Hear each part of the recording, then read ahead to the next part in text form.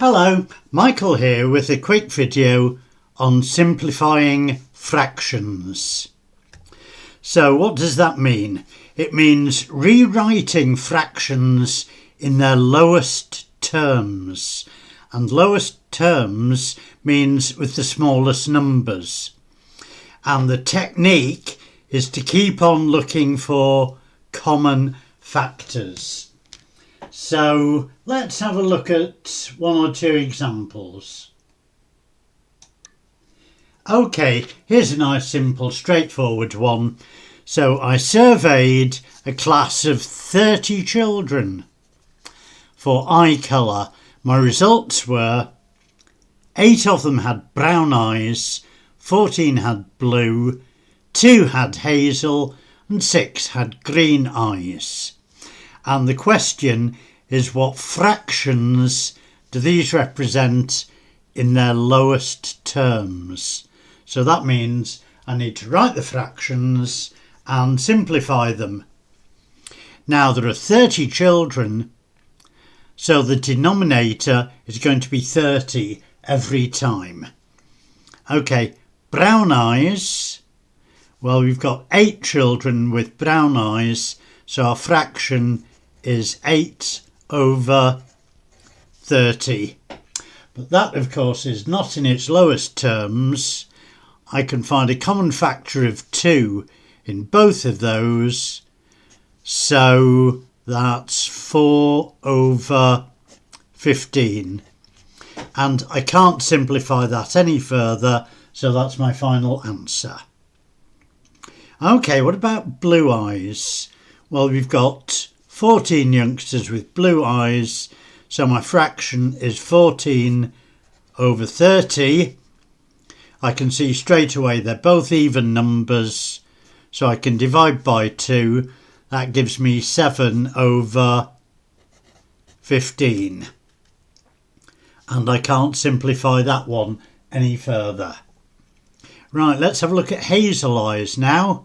So there are 2 youngsters who've got hazel eyes, so my fraction is 2 over 30. Both even numbers, so I can divide by 2. That gives me 1 over 15. And I can't go any simpler than that. Now for green eyes, okay, I've got 6 out of 30, so my fraction is 6 out of 30. I can see straight away even numbers, so divide by 2. That gives me 3 out of 15. But I've not finished, because both 3 and 15 are in the 3 times table, so I can simplify that even further to 1 over 5, and that's about as simple as I can go. Now, I could have noticed that 6 and 30, they're both in the 6 times table, and gone here straight away. It doesn't really matter how you do it, as long as you finish up with a fraction in its lowest terms. Okay, let's have a look at another example. Now this one is a very, very common GCSE question. It says express 420 metres as a fraction of 3 kilometres in its simplest form. Right now I've got a problem straight away. I've got metres and kilometres. In order to make a meaningful fraction, I need to have either both of them in metres or both of them in kilometres. Well, if I put it in kilometres, it would be 0.42 over 3. And straight away, no, I do not want to be dealing with that. Makes my life much too difficult. So I'm going to make it all into metres. So that's 3,000 metres. So that my fraction is 420 over 3,000. Now I can see straight away that I can divide by 10. So all I need to do is strike out the zeros there. Now I'm going to rewrite that as 42 over 300.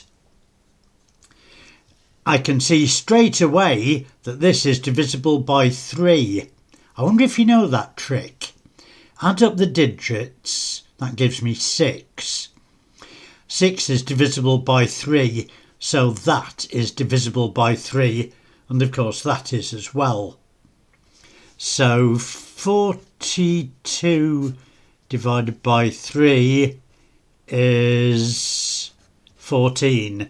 So my fraction is going to be 14 over 100. But I can see those are both even numbers, so I can divide by 2, and that gives me 7 over 50. And I can't simplify any more than that, so there is my final answer. So when you see a question like this, it will probably be a 2 or 3 mark question. You can do it very, very easily. So there you go. Now you know everything about simplifying fractions. You know what it means. It means rewriting fractions in their lowest terms. And you know what lowest terms means. It simply means with the smallest numbers. And you know that the technique is to keep on looking for common factors. And as long as you do that, you'll find simplifying fractions is very, very easy. Okay, I enjoyed that. Hope you did as well. Michael signing off. Bye now.